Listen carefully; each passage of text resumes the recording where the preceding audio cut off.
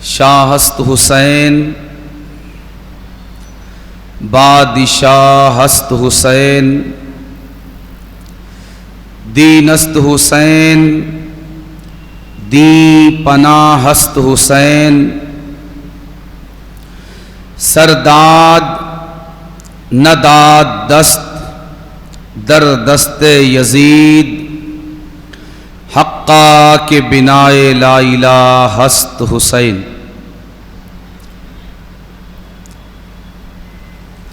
اللہ رب العزت کی توفیق سے، اس کے کرم اور اس کی بے پناہ عنایات کے سائے میں بارگاہ امام عالی مقام کا یہ سفر اپنی منزل کی طرف رواں دواں ہے، اور آج خدائے وحدہ لا شریک کی توفیق سے ہم اس کے 7ویں پڑاؤ پر حاضر ہیں.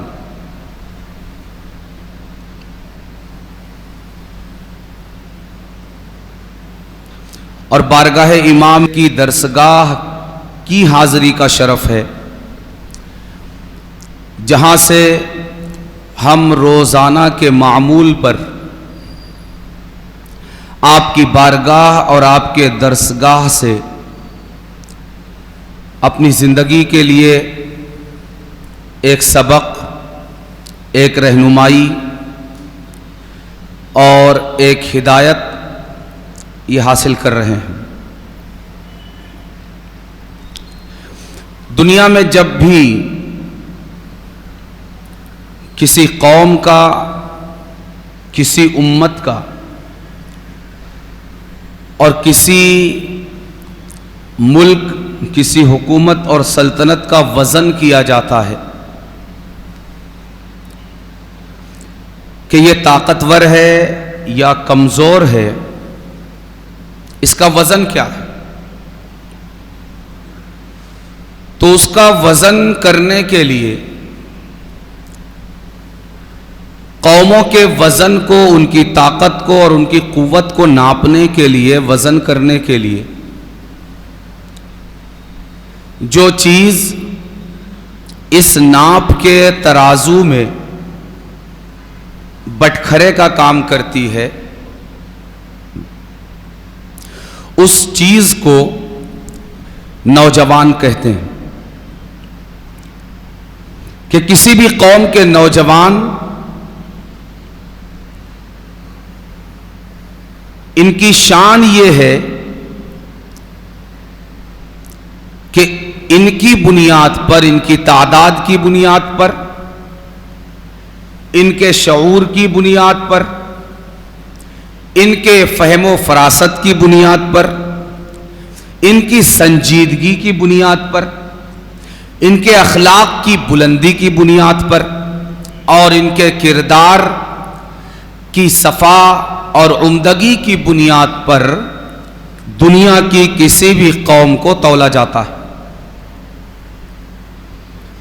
کہ یہ قوم وزندار ہے یا بے وزن، طاقتور ہے یا کمزور. اللہ تبارک و تعالی نے نوجوانی کے مرحلے کو کمال کا مرحلہ بنایا. نوجوانی کا مرحلہ آپ کو پتا ہے کہ بچپن کے بعد اور بڑھاپے سے پہلے. اللہ تبارک و تعالی نے اس دنیا کو اس طرح ڈیزائن کیا کہ چیزیں اپنے وجود میں پہلے چھوٹی ہوتی ہیں، پھر ان کے وجود کا حجم اور سائز بڑھتا جاتا ہے. اور بڑھتے بڑھتے یہ اپنے عروج اور منتہائے کمال کو پہنچتی، پھر گھٹتی جاتی ہیں اور گھٹتے گھٹتے پھر فنا ہو جاتی۔ آپ ایک پھل کو دیکھیے کہ یکبارگی یہ آپ کا آم اس حال میں اپنے درخت کی شاخ پر نہیں اگتا کہ آپ اسے مزہ لے کر کھا سکیں اور کھانے والوں کے کام و دہن کو اور ان کے ذوق کو پوری طرح تسکین مل سکے، نہیں، اس کا سائز بھی چھوٹا ہوتا ہے اور اس کا مزہ بھی پھیکا ہوتا ہے۔ پھر دھیرے دھیرے قدرت اس میں رنگ بھی بھرتی ہے، اس کا حجم بھی بڑھاتی ہے، سائز، اور اس کے اندر لذت بھی پیدا کرتی۔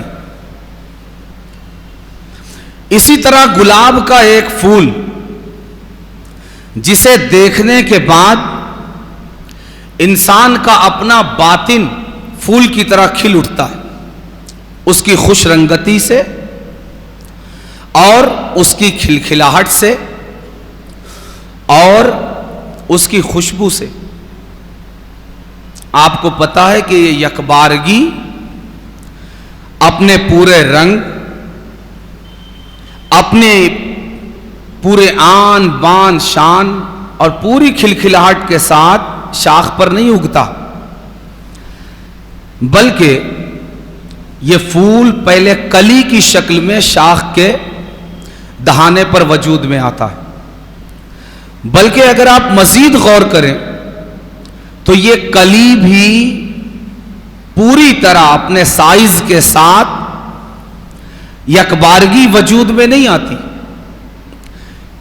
کلی ہونے کی حالت میں بھی اس کا وجود پہلے چھوٹا سا مختصر سا، پھر یہ بڑھتے بڑھتے مکمل کلی، پھر کلی کھلتے کھلتے کھلتے کھلتے رنگ پکڑتے پکڑتے اور خوشبو کا اس میں بسیرا ہوتے ہوتے یہ مکمل گلاب بنتا ہے۔ اسی طرح ایک درخت جس کی شاخوں پر یہ پھل اور پھول کھلتے ہیں، یہ یکبارگی ایسا تناور ہو کر وجود میں نہیں آتا کہ جس کے نیچے بیٹھ کر 10 15 20 لوگ جس کے سائے میں سکون کے اوقات بسر کر سکیں، نہیں، پہلے ایک معمولی سی کومپل وجود میں آتی کہ جسے انسان نہیں، اگر چونٹیاں چاہیں تو اسے کھا کے ختم کر دیں۔ پھر ایک پودا وجود میں آتا ہے جسے کوئی بکری کا بچہ اگر چاہے تو ایک منہ مارے، اور وہ جو مستقبل میں ایک تناور درخت کی صورت میں ایک پوری کہانی کو وجود دینے والا تھا، بکری کے ایک معمولی سے بچے کے ایک منہ مارنے میں فنا کے گھاٹ اتر جائے۔ پھر ہوتے ہوتے تنا وجود میں آتا ہے، یہ تنا ابھی تنے کی صلاحیت کے ساتھ موجود نہیں، ابھی اس میں لچک ہے، کمزوری۔ پھر بڑھتے بڑھتے شاخیں، پھر شاخ پر کلیاں، پھر پھول، پھر پھل، پھر اس کے وجود کی قوت، طاقت، توانائی، سختی، مضبوطی، اور پھر ایک دن وہ آتا ہے جب یہ پوری طرح اپنے شباب پر آ جاتا ہے، کالا کالا تنا، ہری ہری شاخیں، اس پر ہری ہری پتیاں، خوش رنگ پھل اور خوبصورت پھول، مگر یہ اس کا منتہائے کمال ہے، یہ اس پر باقی نہیں رہتا۔ پھر وقت آتا ہے جب پتیاں پیلی پڑنی لگتی، زرد ہونے لگتی، سوکھنے لگتی، اس کی شاخیں جھکنے لگتی، پتیاں جھڑنے لگتی۔ اب شاخوں پر پھول تو کھلتے ہیں، मगर वो पूरे नहीं खिल पाते, कली ही रहती है, सूख के गिर जाती। फल खिलते हैं मगर फल अब इसकी शाखों पर पक नहीं पाते, बल्कि अधकच्चे रहकर ही सूख कर मुरझा कर गिर जाते हैं। और एक वक्त वो आता है जब ये दरख्त अपने वजूद को नहीं बचा पाता, बल्कि किसी बावर्ची की देग के नीचे ईंधन बनकर अपने वजूद को फना कर देता है। इसी तरह दोस्तों, मगर अल्लाह तबारका व तआला ने हर चीज को इसी तरह डिजाइन किया। यह छोटी से छोटी चीज की मिसाल हो गई। बड़े से बड़ा वजूद सूरज, सूरज यकबारगी आफताब निस्फुन नहार की तरह तुलू नहीं करता। सूरज इस तरह तुलू नहीं होता कि कोई उसको आंख ना दिखा सके, नहीं। सूरज जब तुलू करता है तो गोया अपने बचपने की मरहले में होता है। न उसके अंदर वो हिद्दत होती है, न वो तेजी होती है, न वो गर्मी, न वो तपिश। जो चाहता है, जवान तो जवान, बच्चा भी उसकी आंखों में आंखें डालकर उसे घूरता है, तू ही सूरज है। उसकी आंखों में आंखें डालता है।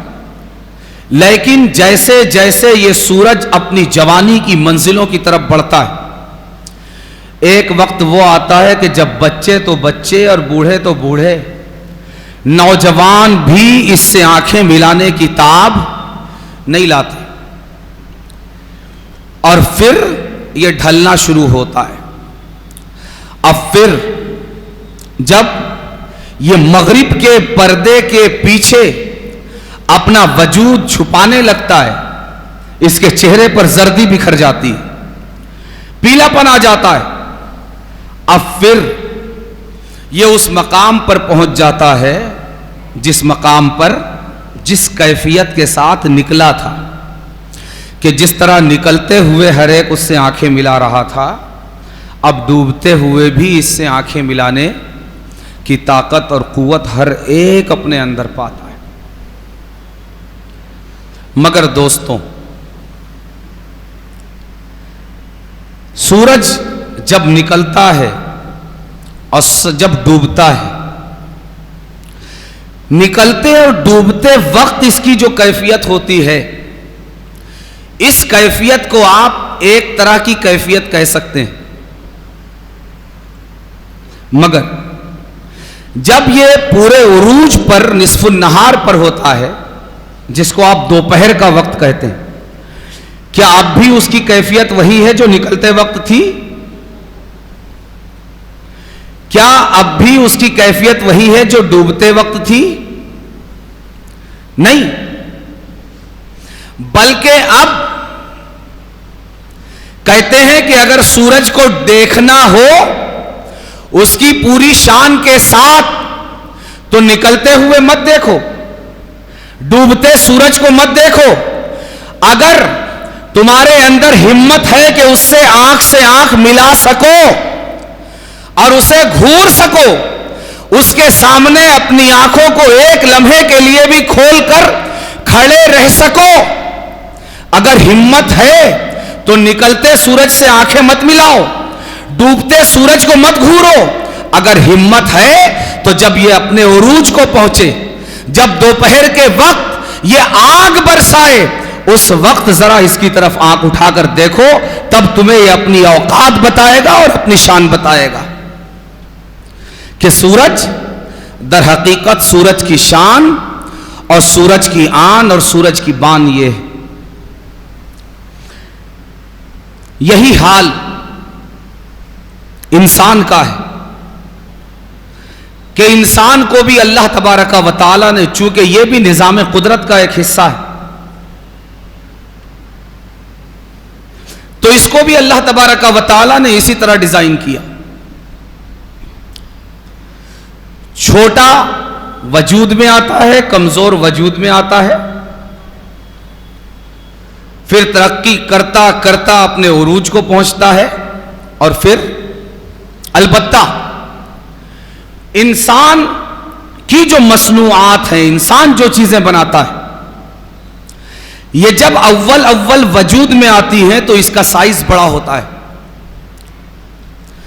پھر اس کے تعلق سے انسان کے تجربات، انسان کا فہم، اس کی فراست، اس کی سوچ، اس کا علم، اس کی سائنس، اس کی ٹیکنالوجی جتنی ترقی کرتی جاتی ہے، اس کا تجربہ بڑھتا جاتا ہے، اس کی ایجاد کی ہوئی چیزوں کا سائز چھوٹا ہوتا جاتا ہے. آپ نے ریڈیو دیکھا ہے؟ ریڈیو کتنا بڑا تھا. جوانوں کے بارے میں گفتگو ہو تو ہم بڑی عمر کے لوگ یہ نہ سوچیں کہ ہم کسی کام کے نہیں. اگر ریڈیو کے اوریجنل سائز کو اگر میں پوچھنا چاہوں تو یہ نوجوان نہیں بتا پائیں گے، آپ کو ہی بتانا پڑے گا، اس لیے کہ اس کو آپ نے دیکھا ہے. وہ کتنا بڑا تھا؟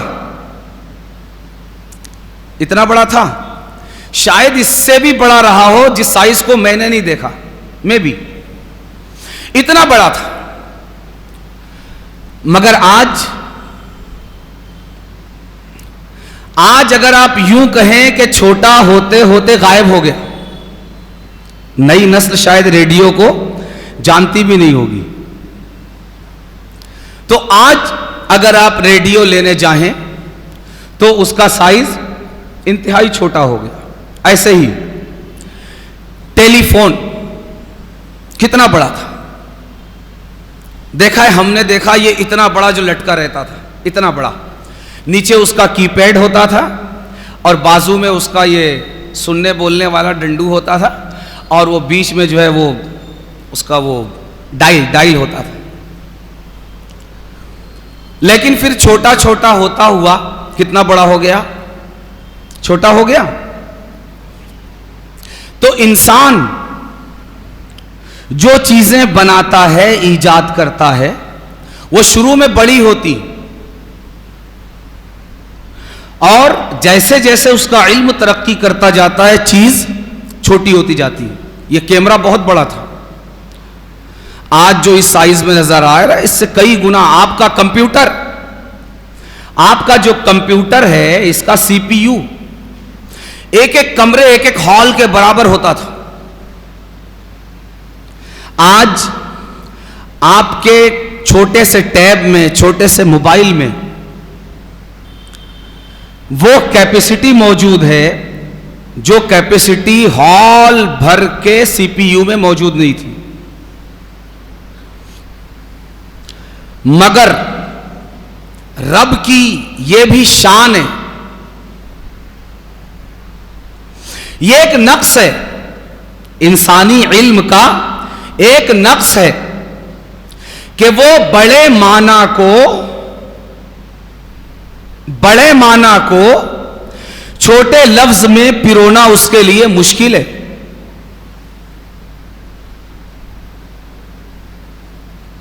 آ رہی بات سمجھ میں؟ یہ انسانی علم کا نقص ہے. اور رب کی قدرت کا کمال یہ ہے کہ وہ ایک انسان کو پیدا کرتے ہی انسانیت کی ساری صلاحیتیں اس کے اندر، اس کے چھوٹے سے وجود میں کسی نہ کسی کیفیت اور حالت کے ساتھ رکھ دیتا ہے اور پھر اسے بڑا کرتا ہے. تو انسان کو بھی اللہ تبارک و تعالی نے اسی طرح ڈیزائن کیا کہ کمزوری سے اسے اٹھاتا ہے اور پھر بڑھاپے میں کمزوری میں پہنچا دیتا ہے. مگر درمیان کا جو وقفہ ہوتا ہے، جسے آپ نوجوانی کا وقفہ کہتے ہیں، یہ کمال کا وقفہ ہوتا ہے، آئیڈیل ڈیوریشن. جیسے اگر آپ کسی باغ میں کسی انسان کو اگر آم دکھانے کے لیے لے جائیں تو آپ آم کی کیری نہیں دکھائیں گے اسے،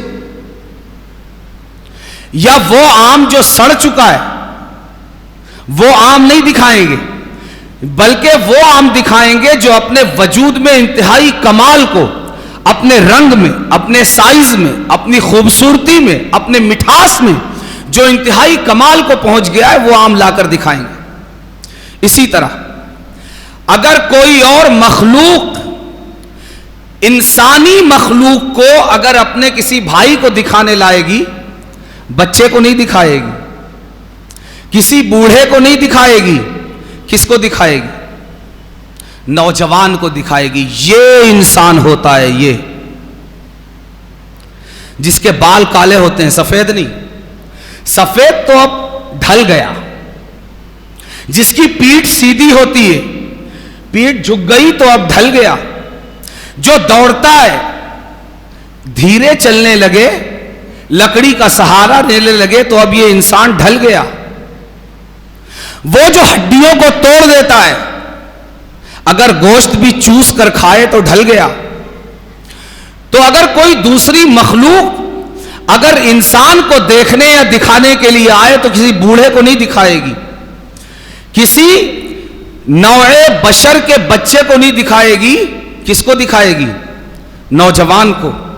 یعنی انسانیت کا کمال ہے نوجوان، انسانیت کا بام عروج ہے نوجوان، انسان کا منتہائے کمال ہے نوجوان۔ اسی لیے آپ کو پتا ہے کہ جنت میں کوئی بھی 19 20 چیز نہیں ہوگی۔ جنت میں ہر چیز آئیڈیل ہوگی، اپنی کوالٹی کے منتہائے کمال کو پہنچی ہوئی ہوگی۔ اگر آپ کی خواہش جنت میں آم کھانے کی ہوگی تو کوئی داغی آم آپ کے سامنے نہیں آئے گا، بلکہ وہ آم آئے گا جو ایک انسان کے تصور میں پورے کمال کے ساتھ وجود میں آتا ہے، جو آم کی دنیا کا آئیڈیل پیس ہوگا، وہ جنت میں آپ کے سامنے آئے گا۔ ہر چیز، کھانے پینے کی چیز ہو، پہننے اوڑھنے کی چیز ہو، رہنے سہنے کی چیز ہو، برتنے کی چیزیں ہوں، سب اپنے کمال کے مرتبے کو پہنچی ہوئی ہوگی اور آئیڈیل پوزیشن میں ہوگی۔ اسی لیے، اور یہ ساری چیزیں کس کے لیے ہوگی؟ جناتوں کے لیے، فرشتوں کے لیے، جانوروں کے لیے، درختوں کے لیے، پہاڑوں کے لیے، کس کے لیے؟ جی ہاں، انسانوں کے لیے، انسانوں کے لیے، مسلمانوں کے لیے، ہے نا؟ انسانوں کے لیے ہوگی۔ تو اب جو انسان، جب انسان کے لیے برتنے کی خاطر جو چیزیں جنت میں رکھی گئیں وہ کمال کی ہوگی، تو انسان جو برتنے والا ہے وہ برتی جانے والی چیزوں کو پورے کمال کے ساتھ کس حال میں برت سکتا ہے؟ بڑھاپے میں۔ بڑھاپے میں آپ چیزوں کو پورے کمال سے برت سکتے ہیں؟ ایک بوڑھا ہے، اس کا دل چاہتا ہے کہ میں سخت تازہ امرود کھاؤں، کھا سکتا ہے؟ گوشت کو اس کی صحیح ہیئت پر کھاؤں، جب وہ گلا کے حلوہ بھی نہ بنا دیا گیا ہو اور کچا بھی نہ ہو، کھا سکتا ہے؟ نہیں۔ نعمتوں کے یوز کرنے کا صحیح وقت بڑھاپا نہیں۔ اگر بڑھاپا ہوتا تو انسان کبھی بھی جب بڑھاپے کی منزل میں جاتا تو للچائی ہوئی نگاہوں سے کسی نوجوان کو نہیں دیکھتا کہ کاش میں نوجوان ہوتا۔ نہیں، کسی نوجوان نے کبھی کسی بوڑھے کو للچائی ہوئی نگاہ سے نہیں دیکھا کہ کاش میں بوڑھا ہوتا۔ آپ میں سے کتنے نوجوان ہیں جو بوڑھے ہونا چاہتے ہیں؟ ہے کوئی جو للچائی ہوئی نگاہ سے بڑھاپے کی طرف دیکھتا ہو؟ نہیں نا؟ کیوں؟ اس لیے کہ بڑھاپے کے اندر یہ صلاحیت نہیں کہ وہ رب کی دی ہوئی نعمتوں کو اس کے آئیڈیل پوزیشن پر یوز کر سکے۔ इंसान चाहता है मैं दौड़ता हुआ सीढ़ियां चढ़ जाऊं। आप देखिए, एक बूढ़ा है, वो अपनी पूरी जान लगा के चढ़ना चाहता है। वो पूछेंगे, आप कोई अगर पूछे आप क्या करना चाहते हैं, कहेगा चाहता तो ये हूं कि दौड़कर सीढ़ियां पार करके इस मंजिल पर पहुंच जाऊं, मगर मजबूर हूं, नहीं चढ़ सकता।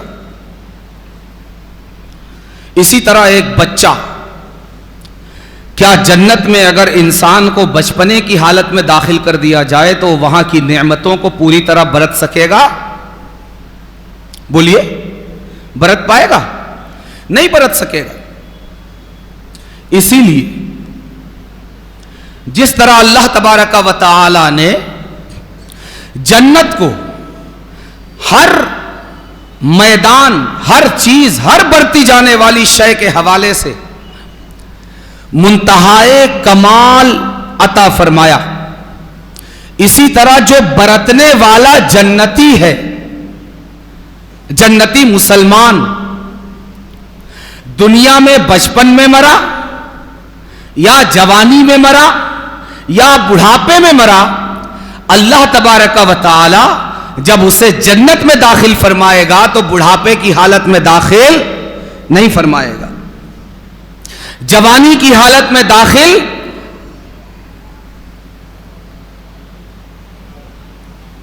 बचपन की हालत में दाखिल नहीं फरमाएगा, बल्कि जवानी की हालत में दाखिल फरमाएगा।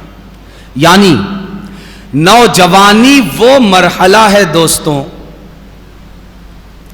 जिसका इंतखाब रब ने जन्नतियों की उम्र के लिए किया है।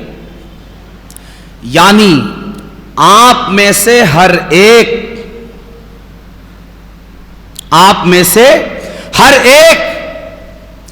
इस वक्त जन्नत में अगरचे नहीं है, मगर जन्नतियों की उम्र में जरूर है।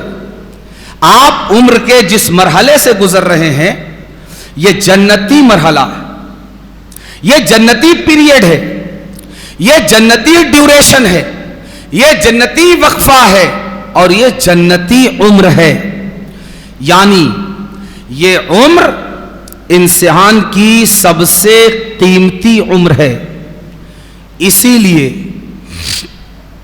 हमारे मुआशरे में अल्लाह सबको सलामत रखे, हमारे बूढ़ों को भी, वो हमारे सरपरस्त हैं, उनका हाथ हमारे सर पर बहुत जरूरी है। अगर उनका हाथ नौजवान के सर पर ना हो, उनके तजर्बात की रोशनी अगर नौजवान के रास्तों पर बिखरी हुई ना हो, तो यह जन्नत की उम्र बहुत जल्द इसे जहन्नम की तरफ ले जाकर डाल सकती। इसलिए बूढ़ों की कद्र व कीमत से भी इनकार नहीं किया जा सकता। इसी तरह बचपन भी यह अपने आप में बहुत कीमती है, इसलिए कि कोई नौजवान मां के पेट से नौजवानी के मरहले के साथ डायरेक्टली वजूद में नहीं आता। हर नौजवान अपनी नौजवानी में बचपन का मोहताज है। बचपन होगा तभी नौजवानी आएगी, बचपन नहीं होगा तो नौजवानी की उम्मीद नहीं की जा सकती। मगर चूंकि नौजवानी यह सबसे कीमती मरहला है, इसीलिए अगर कोई बूढ़ा दुनिया से रुखसत हो जाए तो इंसान को ताज्जुब नहीं होता। इसी तरह कोई बच्चा अगर चला जाए तो ताज्जुब नहीं होता। मगर अगर एक नौजवान दुनिया से जाता है तो ऐसा नहीं है कि नौजवान गारंटी कार्ड लेकर आया था और बूढ़े के पास गारंटी कार्ड नहीं था, नहीं। या ये कि अल्लाह ने कह दिया है कि नौजवानी में नहीं मरोगे, बुढ़ापे में मरोगे, या बचपन में नहीं मरोगे या बचपन में मरोगे, नहीं। मौत के लिए हर मरहला जिंदगी बराबर है। मौत के लिए जैसे जवानी है वैसे ही बुढ़ापा है, जैसे बुढ़ापा है वैसे ही जवानी, जैसे बचपन है वैसे ही जवानी और बुढ़ापा है, और जैसे बुढ़ापा है वैसे बचपन और जवानी।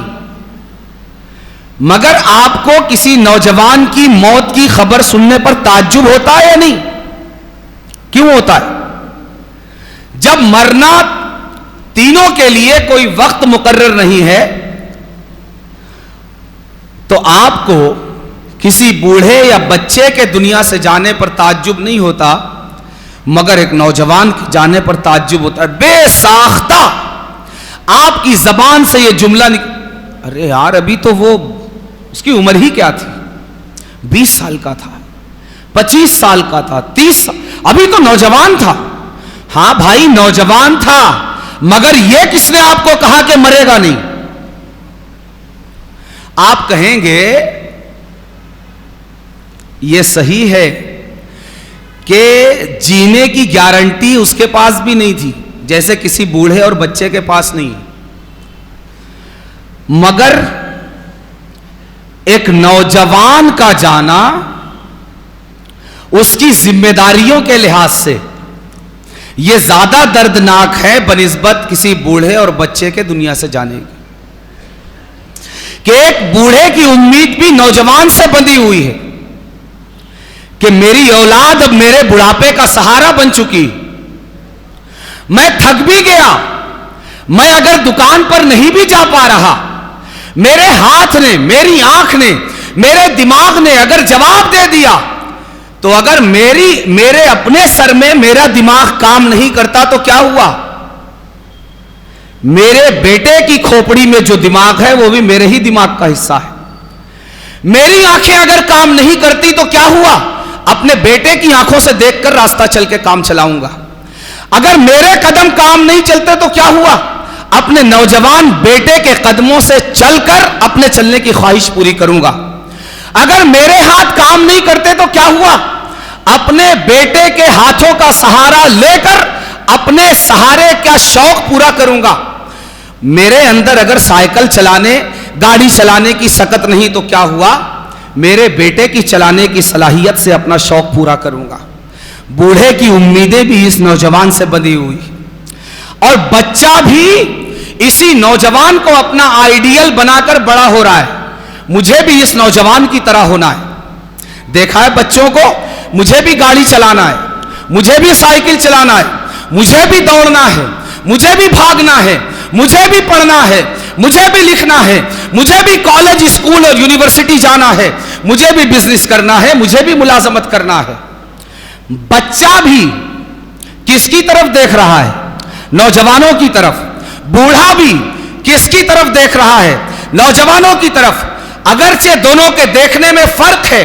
बूढ़ा अगर नौजवानों को देखता है, ललचाई हुई निगाहों से देखता है कि काश मेरी नौजवानी लौट आए, और बच्चा जो नौजवानों को देख रहा है एक उम्मीद की नजर से, एक तमन्ना की नजर से, एक आरज़ू की नजर से कि मैं भी जल्दी से नौजवान हो जाऊं, मैं भी बाप का हाथ बटाने लगूं, मेरे हाथ में भी किताबें हों, मेरी पीठ पर भी बस्ता टंगा हुआ हो, मेरे कदम भी साइकिल के पैडल पर बढ़ बढ़कर साइकिल चला रहे हों। गोया के इंसानी वजूद का आइडियल ड्यूरेशन, कमाल का वक्फा, मुंतहाए उरूज का दौरानिया ना बुढ़ापा है, ना बचपना, बल्कि नौजवानी है। और इसीलिए अल्लाह तबारक व तआला ने जहां हर बढ़ती जाने वाली चीज को जन्नत में मुंतहाए कमाल पर रखा है, इसी तरह एक जन्नती को जब जन्नत का हकदार बनाकर जन्नत में दाखिल किया जाएगा तो न बूढ़ा बनाकर दाखिल किया जाएगा, न बच्चा, बल्कि नौजवान बनाकर दाखिल किया जाएगा।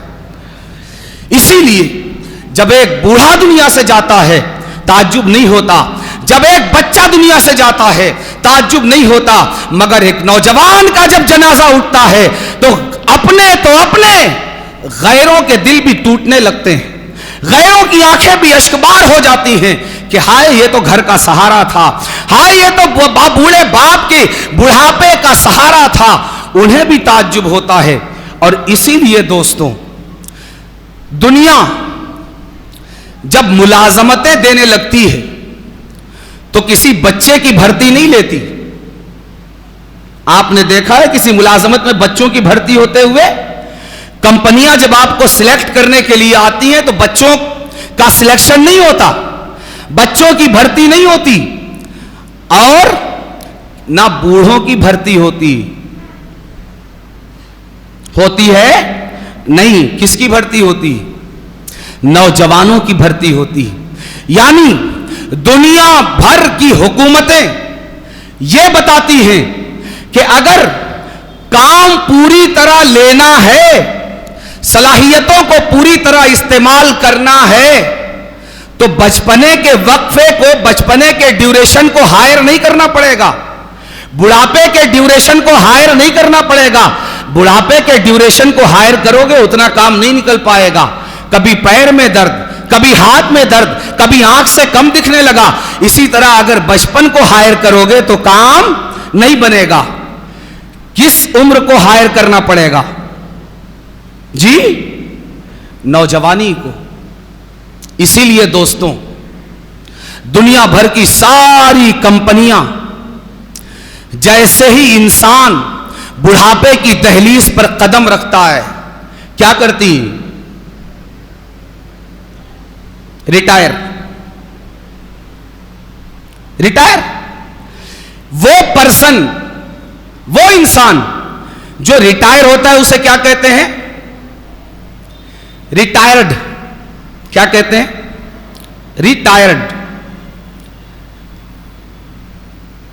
दुनिया इस मरहले पर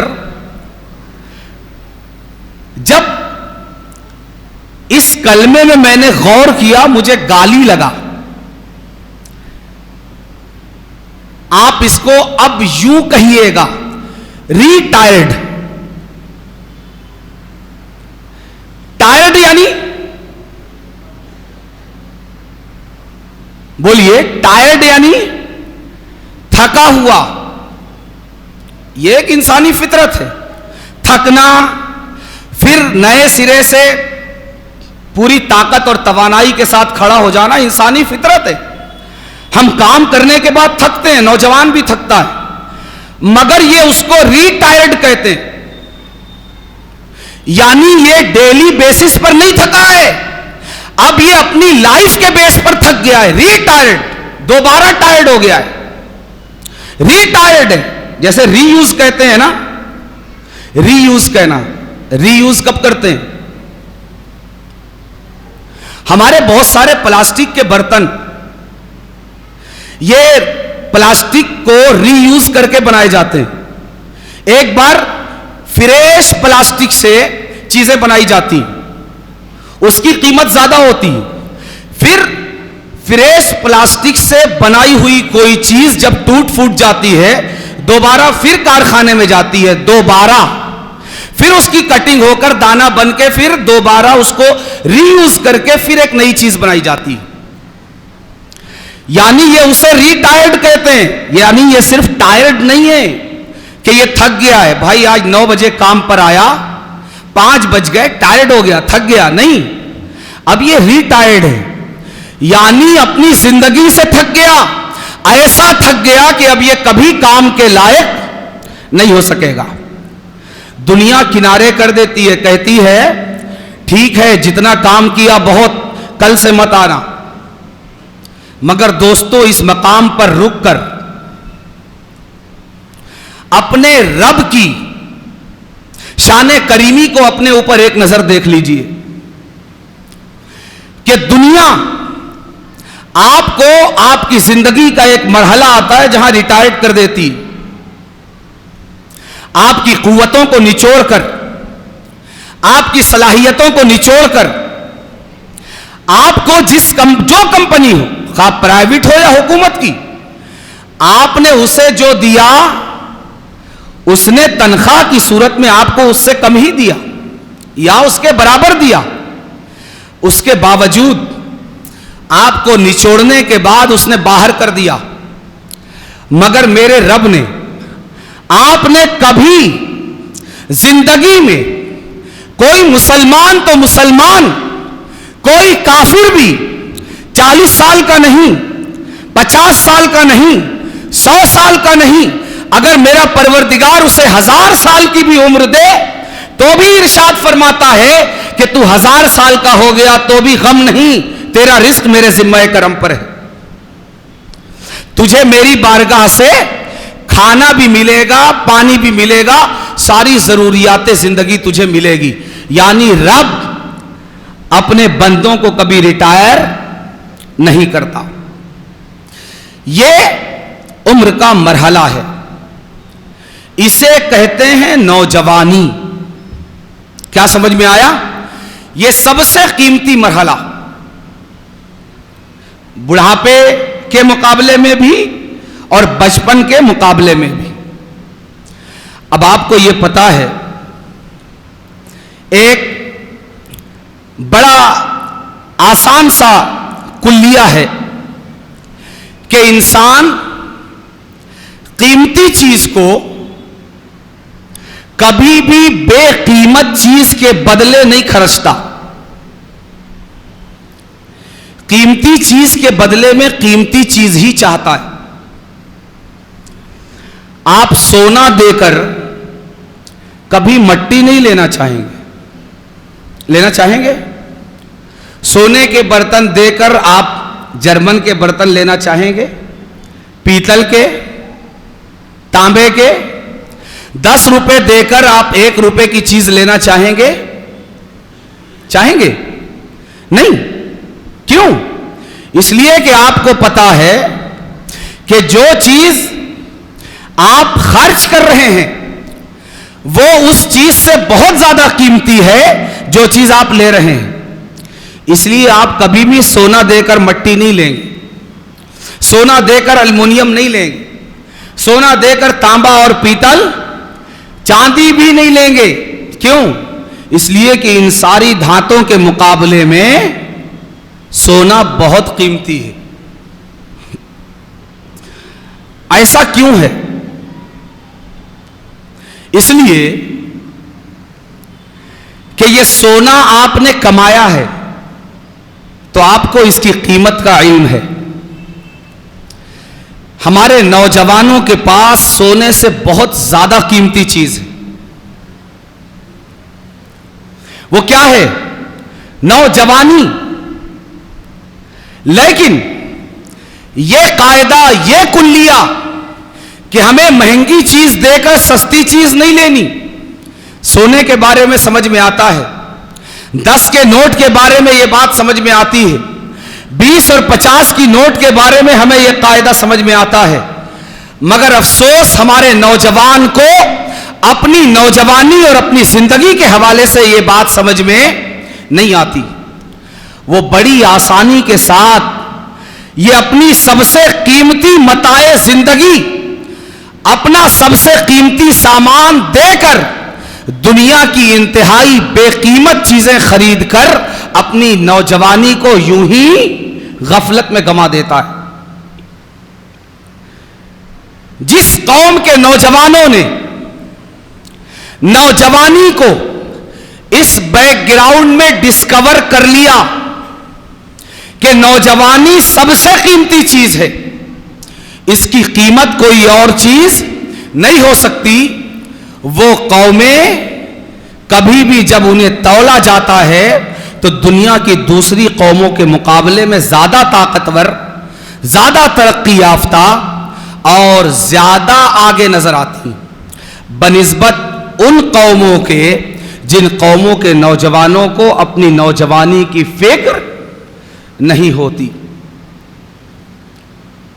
اسی لیے سرکار سیدنا امام حسین شہید کربلا، شہزادہ گلگوں قبا، ریگزار کربلا پر ہم امام کی جس درسگاہ میں حاضر ہیں، آج کا سبق امام کا خاص کر ہمارے نوجوانوں کے لیے، ہمارے نوجوان مردوں کے لیے، نوجوان عورتوں کے لیے کہ للہ تم اپنے آپ کو پہچانو، تم اس قوم کی ریڑھ کی ہڈی ہو،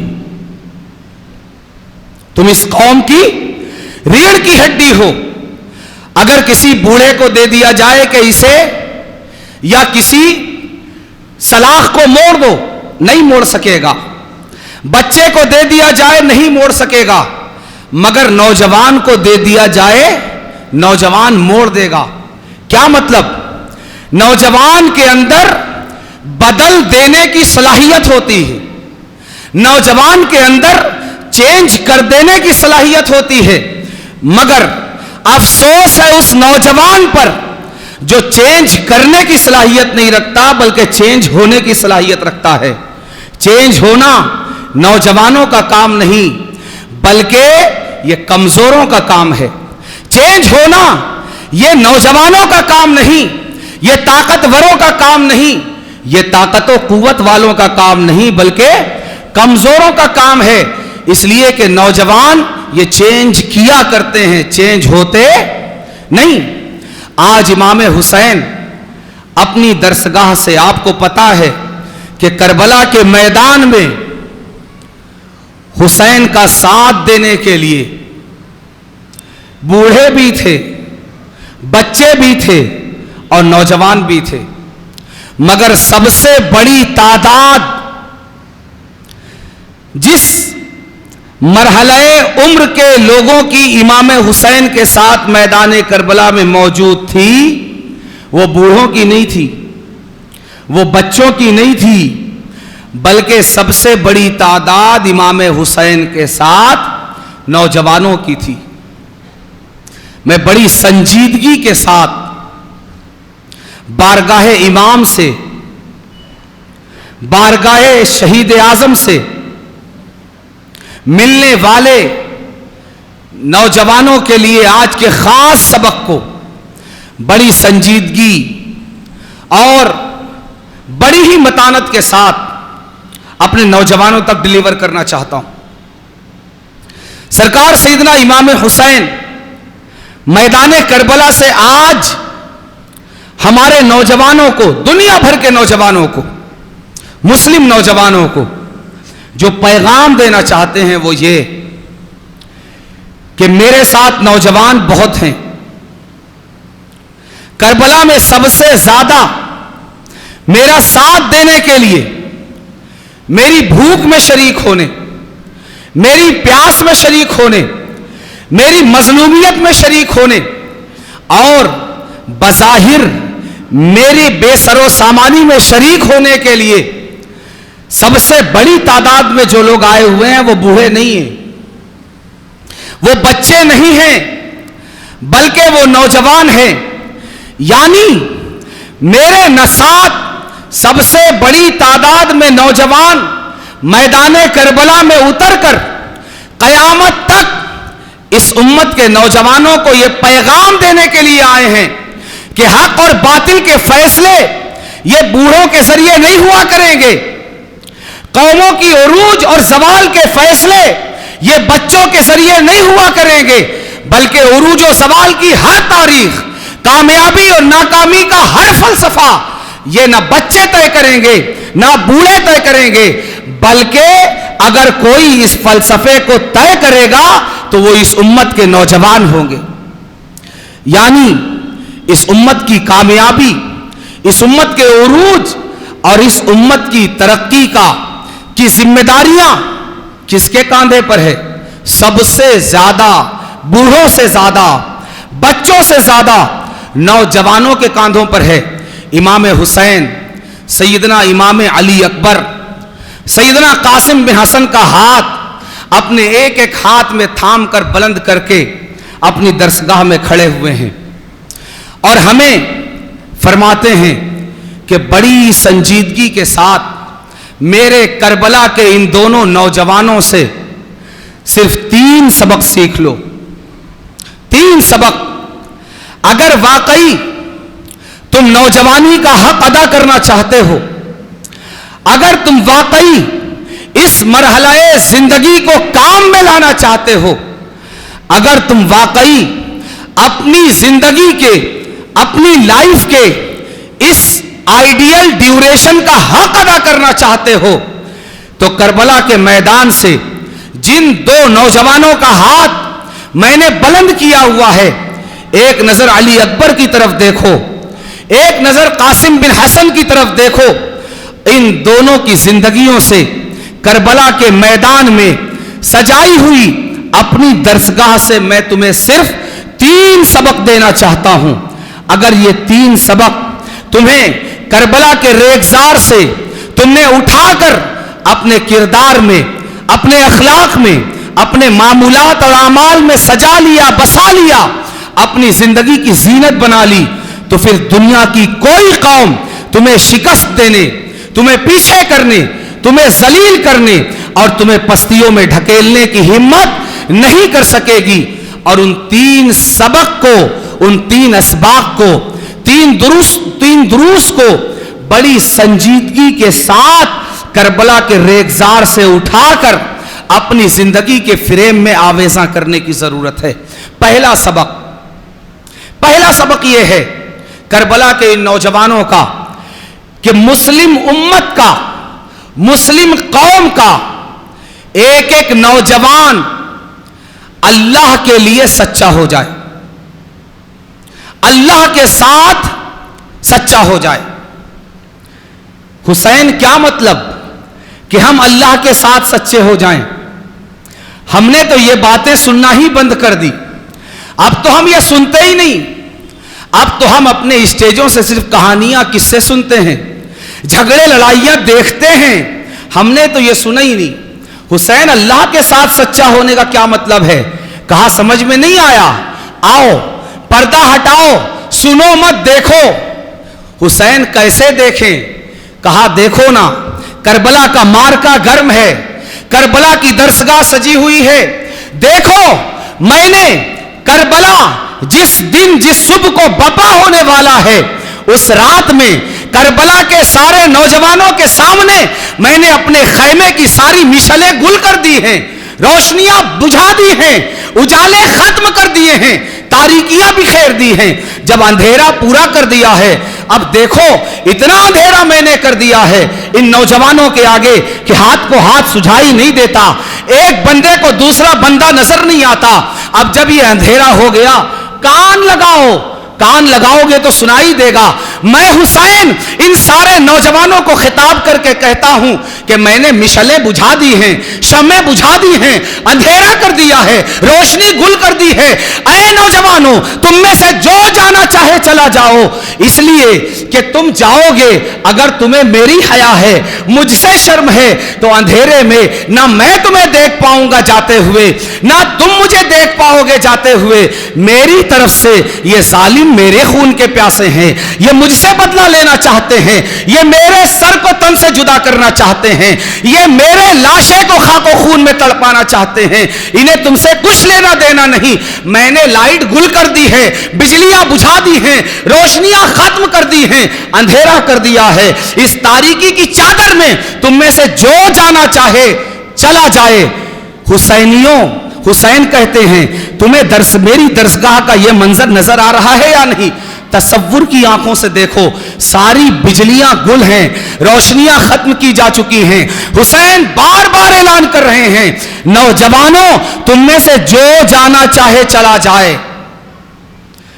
حسین کہتے ہیں امت کے قیامت تک آنے والے نوجوانوں، اگر اللہ کے ساتھ سچا ہونے کا مطلب تمہیں نظر نہیں آتا تو دیکھو کربلا کی اس درسگاہ میں کہ یہ نوجوان، میں انہیں جاتے ہوئے نہیں دیکھ رہا، کوئی اور انہیں جاتے ہوئے نہیں دیکھ رہا، مگر یہ اپنے رب کے ساتھ اتنے سچے ہیں کہ ان میں سے کوئی بھی جانے کے لیے تیار نہیں۔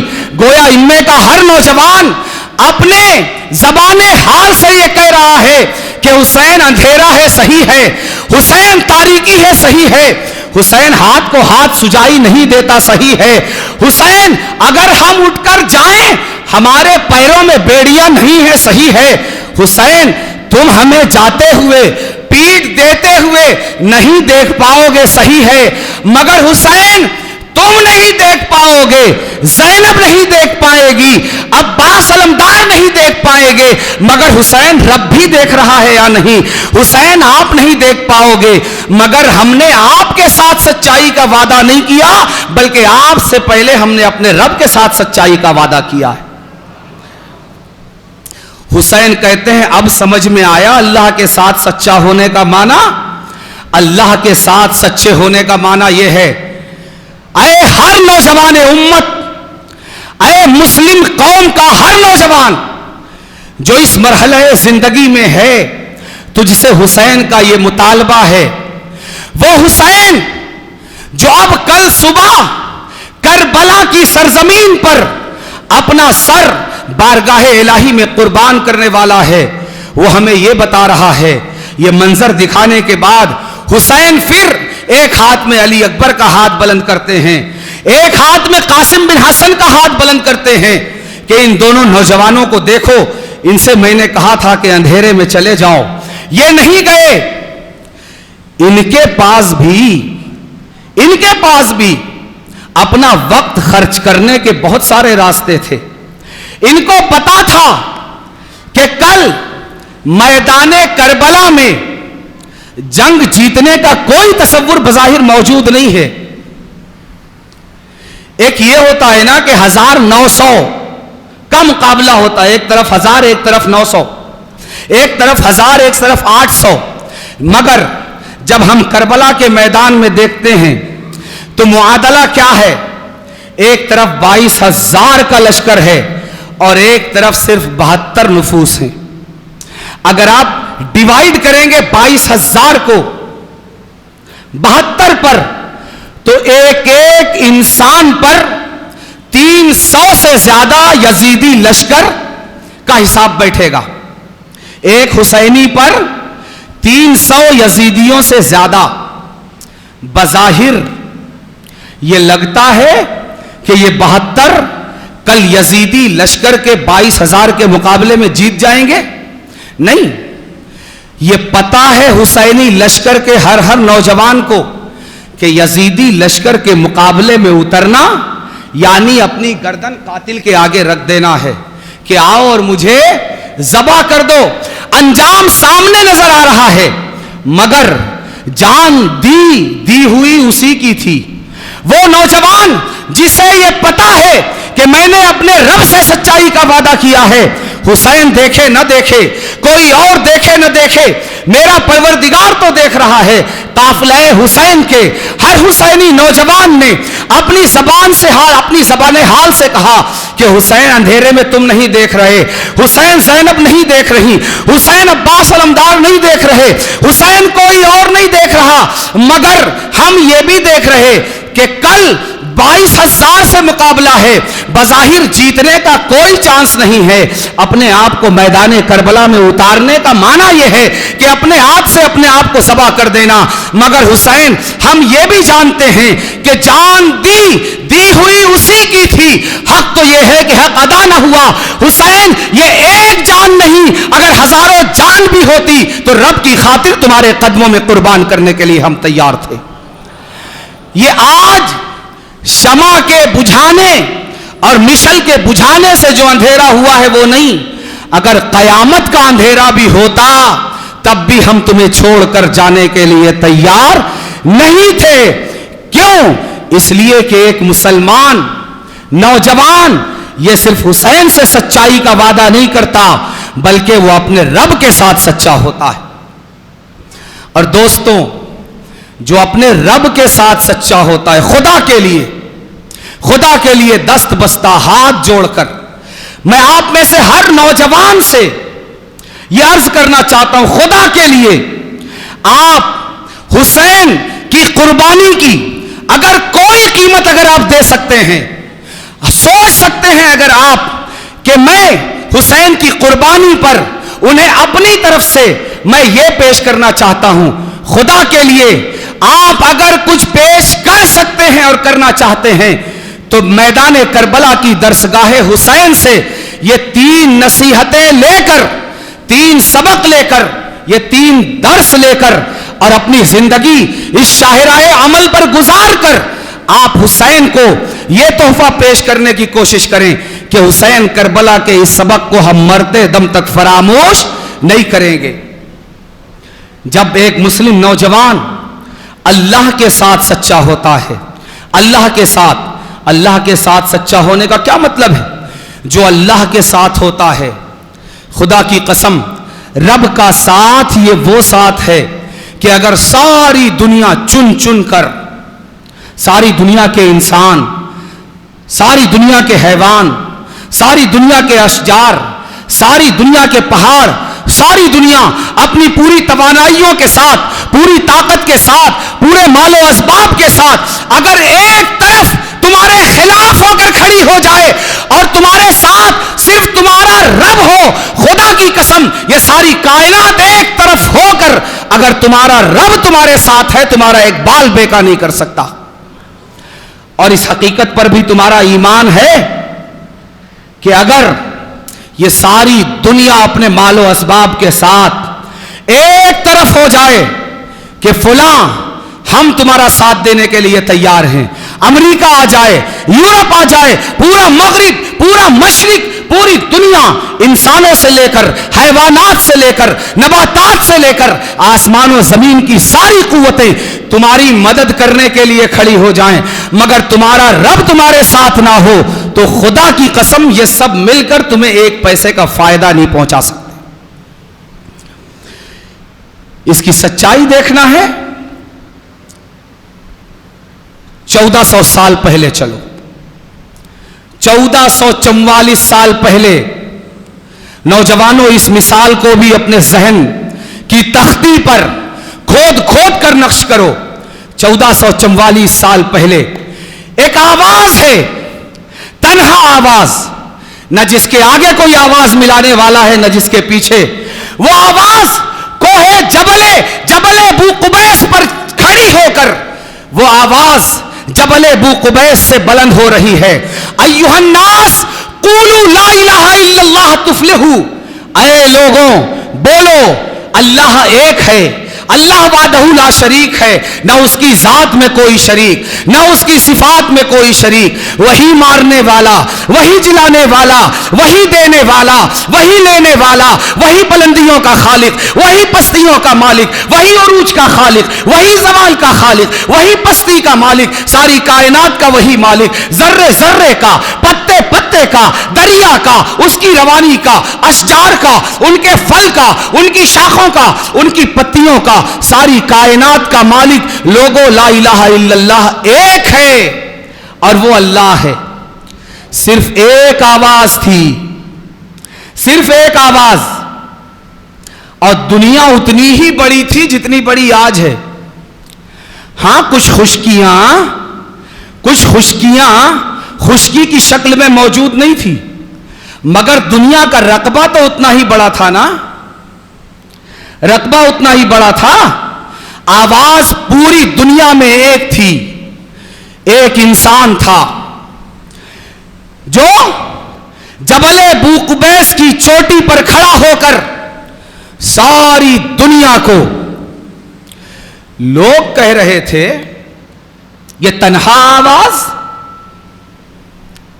ये अकेली आवाज, ला इलाहा इल्लल्लाह। वो आवाज देने वाला कौन था?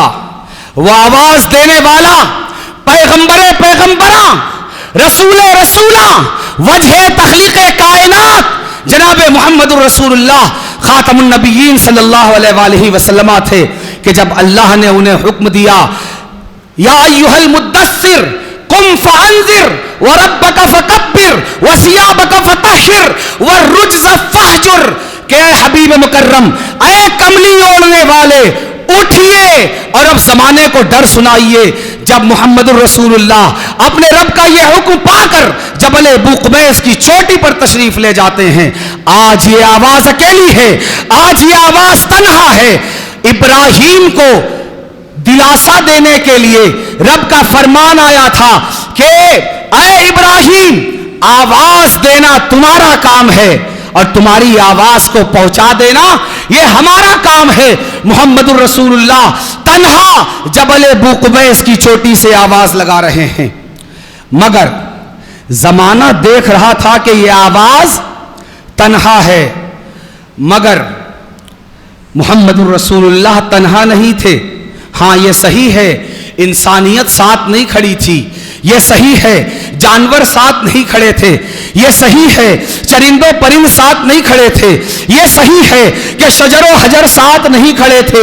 मोहम्मदुर रसूलुल्लाह बज़ाहिर तन्हा नजर आ रहे थे, मगर जमाने ने यह नहीं देखा कि मोहम्मदुर रसूलुल्लाह तन्हा नहीं, मोहम्मदुर रसूलुल्लाह के साथ मोहम्मदुर रसूलुल्लाह का रब मौजूद है। وہ آواز جو 1400 سال پہلے تنہا تھی، آج دنیا کا ریکارڈ اٹھا کر دیکھیے کہ محمد عربی 1444 سال پہلے جو تنہا آواز کا نام تھا، آج محمد عربی آج 2 ارب مسلمانوں کا نام ہے۔ آج محمد عربی 2 بلین مسلمانوں کا نام ہے۔ یاد رکھو مسلمانوں، تم کسی دنیا دار کے مقتدی نہیں، تم زمانے کے سہارے کسی چلنے والے سلطان کے مقتدی نہیں، بلکہ تم سلطان زمان، فخر کون و مکان، نبی آخر الزمان محمد الرسول اللہ کے پیروکار ہو، جو شجر و حجر کے بھروسے سفر نہیں کیا کرتا، جو شمس و قمر کے سہارے سفر نہیں کیا کرتا، بلکہ رب کے سہارے سفر کرتا ہے۔ اور جب وہ رب کے سہارے سفر کرتا ہے تو 1400 سال پہلے تنہا ہوتا ہے، مگر 1400 سال کے بعد 2 بلین محمد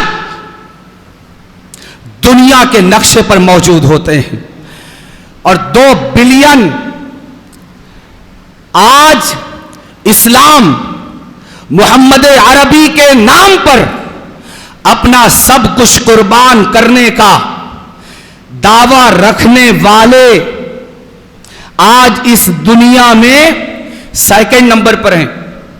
آپ کو پتا ہے سیکنڈ وہ مذہب، دوسرا مذہب جس کے ماننے والے دوسرے نمبر پر سب سے زیادہ ہیں، وہ اسلام ہے، وہ محمد عربی کا لایا ہوا دین ہے۔ سب سے زیادہ عیسائی، سیکنڈ نمبر پر مسلمان۔ اس سیکنڈ کو مگر سیکنڈ مت سمجھنا، یہ سیکنڈ اتنا آسان نہیں ہے۔ تھوڑا اس طرح اس کو دیکھو کہ عیسائیت یہ نبی آخر الزمان کے ہزاروں سال پہلے آئی ہے۔ حضرت عیسیٰ 500 سال پہلے آئے، مگر حضرت عیسیٰ یہ نئی تعلیم لے کر نہیں آئے، تعلیم حضرت موسیٰ کی تھی۔ حضرت عیسیٰ خود بنی اسرائیل تھے، یہ نئی تعلیم لے کر یہودیوں میں نہیں آئے۔ اس لیے عیسائیت یہ نبی آخر الزمان سے ہزاروں سال پہلے آئی ہوئی ہے، مگر یہ عیسائیت جو پیغمبر آخر الزمان سے ہزاروں سال پہلے آئی، 1400 سال کا سفر مسلمانوں کا یہ کہتا ہے کہ وہ آج سیکنڈ نمبر پر ہیں۔ اگر اور 1400 سال گزر جائیں تو یہ شان ہے تنہا چلنے والے کی۔ کیوں؟ اس لیے کہ یہ تنہا چلتا ہے، دنیا کے سہارے نہیں۔ کس کے ساتھ سچا ہے؟ یہ اللہ کے ساتھ سچا ہے، اور جو اللہ کے ساتھ سچا ہوتا ہے اللہ کبھی اسے ناکام نہیں فرماتا۔ نمبر 1، حسین کہتے ہیں کہ نانا کی امت کا ہر نوجوان یہ اللہ کے ساتھ سچا ہو جائے۔ نمبر 2، حسین کہتے ہیں کہ دوسرا جو سبق اور درس آج نوجوانوں کے لیے کربلا کی سرزمین سے ہے، وہ یہ کہ ہر نوجوان اس امت کا اپنے کام میں سنجیدہ، اپنے کام میں سیریس اور اپنے کام میں گمبھیر ہو جائے، گمبھیرتا سے اپنا کام لے، سنجیدگی سے۔ حسین سمجھ میں نہیں آتا کیسے ہم اپنے کام میں سنجیدہ ہو جائیں۔ حسین کہتے ہیں کہ دنیا کا کام ہو تو بھی سنجیدہ ہو جاؤ، یکسوئی کے ساتھ، پورے دل، پورے دماغ، پوری توانائی کے ساتھ کرو۔ آخرت کا کام ہو تو بھی۔ حسین کیسے سنجیدہ ہو جائیں؟ حسین کیسے؟ سمجھ میں نہیں آتا۔ حسین کہتے ہیں ایسے کہ دیکھو آج تمہارے کاندھوں پر اگر کوئی ذمہ داری دی جائے تو تمہارے پاس 1000 بہانے ہوتے ہیں کہ نہیں ابھی تو میں تھکا ہوا ہوں، ابھی تو نیند پوری نہیں ہوئی ہے، ابھی تو یہ کام کرنا ہے، ابھی تو وہ کام کرنا ہے، ابھی کرتے ہوئے اچھا نہیں لگ رہا ہے۔ حسین کہتے ہیں آؤ سنو مت دیکھو۔ حسین درسگاہ کا پردہ اٹھاتے ہیں، حسین بتاتے ہیں کہ دیکھو میرا یہ علی اکبر، دیکھو میرا یہ قاسم بن حسن 3 دن کا پیاسا ہے، 3 دن کا بھوکا بھی ہے، मगर उसके बावजूद इसने मैदान करबला में यजीदियत के मुकाबले में खड़े होने के लिए यह बहाना नहीं किया कि बाबा जान अभी तो प्यास सता रही है, बड़े अब्बू जान अभी तो प्यास सता रही है, मैंने 3 दिन से कुछ पिया नहीं है, मैंने 3 दिन से कुछ खाया नहीं है, कुछ खिला दीजिए फिर लड़ने जाऊं, कुछ पिला दीजिए फिर यजीदी लश्कर के सामने जाऊं। नहीं, हुसैन कहते हैं मेरा अली अकबर 3 दिन का प्यासा होने के बावजूद, मेरा कासिम बिन हसन 3 दिन का प्यासा होने के बावजूद बहाना नहीं करता, बल्कि सिर्फ ये देखता है कि हक और बातिल का मसला है, अगर नहीं गए तो हुसैन तो बाद में नाराज होंगे, हुसैन से पहले हुसैन के नाना नाराज होंगे और हुसैन के नाना बाद में नाराज होंगे, हमारा रब पहले नाराज होगा। कोई बहाना नहीं करते, बेतहाशा मैदान करबला में निकल जाते। हुसैन कहते हैं ये संजीदगी चाहिए, ये यकसुई चाहिए, अमल का, कारकर्दगी का ये कमाल चाहिए। नौजवानों, तुम कहोगे कि उस जमाने में हो सकता है कि मोबाइल ना होगा, कंप्यूटर न होगा, सोशल मीडिया न होगा। हां, तुम सही कहते हो, मोबाइल नहीं था वक्त जाये करने के लिए, कंप्यूटर नहीं था वक्त जाये करने के लिए, सोशल मीडिया नहीं था वक्त जाये करने के लिए, मगर उनके पास वक्त जाये करने के लिए उस जमाने में भी दूसरे खेल थे, मगर वो हमारी तरह गाफिल नौजवान नहीं थे, मुस्लिम और जिंदा नौजवान थे जो अपने रब के साथ सच्चे और अपने काम के साथ सच्चे हुआ करते हैं। आज हम अपना वक्त बड़ी संजीदगी से जाये करते हैं। किस संजीदगी से जाये करते हैं? हम अपना वक्त सड़ी से सड़ी चीज में जाये करते हैं। आपको पता है, आप वक्त जाये नहीं करते, खुद अपने आप को अपने आप से कत्ल करते हैं। क्यों? इसलिए कि आपका दूसरा नाम वक्त है, आपका दूसरा नाम वक्त है। अगर आपकी जिंदगी का एक दिन जाय होता है तो ये 24 घंटे जाय नहीं होते, आपकी जिंदगी का एक पार्ट जाय होता है। हुसैन कहते हैं अपनी जिंदगी की के वक्त और मोहलत की कीमत को समझो। और अली अकबर और कासिम बिन हसन को देखो, कोई बहाना नहीं किया, हक के साथ खड़े होने की बात आई, सब कुछ छोड़कर मैदान करबला में उतर गए। और हौसला देखो, हौसला। अली अकबर एक बार मैदान करबला में जाते हैं, प्यास के साथ, भूख के साथ लड़कर, जख्मों से चूर चूर होकर छलनी बदन हो गया, मगर हौसला छलनी नहीं हुआ, आज़्म नहीं टूटा। लौटकर फिर बारगाह इमाम में आते हैं, बाबा जान बस अपनी जबान चुसा दीजिए, अगर इतना सा पानी मिल जाए ना तो हौसला तो यह है कि इतना सा पानी मिले और इतने से पानी की कीमत पर पूरे लश्कर यजीद को एक तरफा किनारे लगा दिया जाए। प्यास ने हौसला नहीं तोड़ा। हुसैन कहते हैं कि करबला का दूसरा सबक यह है कि हर नौजवान अपने काम में संजीदा हो जाए। तीसरा और आखिरी और सबसे कीमती सबक, अल्लाह इस सबक को हमारी जिंदगी बना दे, हमारी सांस बना दे, हमारी धड़कन बना दे और हमारा सब कुछ बना दे। हुसैन का करबला की सरजमीन से तीसरा सबक जो हुसैन हमें पढ़ाना चाहते हैं वो ये कि अपने दिल में अपना दर्द और अपनी फिक्र नहीं कि मुझे नया मोबाइल लेना है, मुझे महंगे और नए कपड़े सिलाना है, मुझे अच्छी गाड़ी लेना है, मुझे अच्छा मकान बनाना है, मुझे अपने बच्चों को खिलाना है, मुझे अपने भाई बहनों को खिलाना है, मुझे अपने बाप और अपनी मां को खिलाना है। नहीं, अपनी और सिर्फ अपने घर वालों की फिक्र नहीं। हुसैन कहते हैं कि हर नौजवान इस उम्मत का, कयामत तक आने वाला हर नौजवान उम्मत अपने दिल में उम्मत का दर्द पैदा करे, पूरी उम्मत का। सिर्फ घर की फिक्र नहीं, सिर्फ अपनी फिक्र नहीं, सिर्फ अपने बच्चों की फिक्र नहीं, बल्कि सारी उम्मत का दर्द पैदा करे। हुसैन समझ में नहीं आया। हुसैन आप तो दिखा के पढ़ाते हैं ना, आप तो प्रैक्टिकल करबला के मैदान में करते हैं, پھر ہمیں پڑھاتے ہیں. حسین کہتے ہیں ہاں یہ بھی میں عمل کے بغیر نہیں کہہ رہا, کربلا میں تمہارے اس سبق کے لیے پریکٹیکل میں نے تیار کر رکھا ہے. آؤ مجھے بھی دیکھو, علی اکبر کو بھی دیکھو, قاسم بن حسن کو بھی دیکھو, علی اصغر کو بھی دیکھو, عباس علمدار کو بھی دیکھو, اور سارے شہدائے کربلا کو دیکھو. ان میں سے کوئی کربلا کے میدان میں اپنا ایمان بچانے نہیں آیا ہے, اپنا گھر بچانے نہیں آیا ہے, اپنا دین بچانے نہیں آیا ہے, بلکہ ان میں سے ہر ایک شہید قیامت تک آنے والی نانا کی امت کا درد لے کر میدان کربلا میں قیامت تک آنے والی نانا کی ہر امت کا ایمان بچانے کے لیے کربلا میں اترا ہے.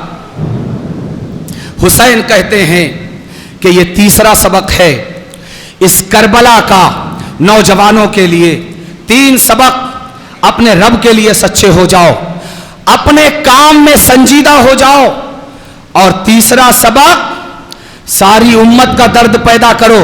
اپنی بات کو مختصر اور اختتام پر پہنچا کر صرف آپ سے یہ کہنا چاہتا ہوں کہ اگر آپ کے دل میں اگر خون حسین کا درد ہے, شہادت حسین کا درد ہے, اگر آپ کا دل حسین کے ساتھ دھڑکتا ہے, علی اکبر کے ساتھ دھڑکتا ہے, علی اصغر کے ساتھ دھڑکتا ہے, زینب کی مظلومیت کے ساتھ دھڑکتا ہے, سیدہ سکینہ کے بچپن کے ساتھ دھڑکتا ہے, کربلا والوں کی پیاس کے ساتھ دھڑکتا ہے, تو کل سے اپنے آپ کو یہ مت بتانا کہ میں اس باپ کا بیٹا ہوں.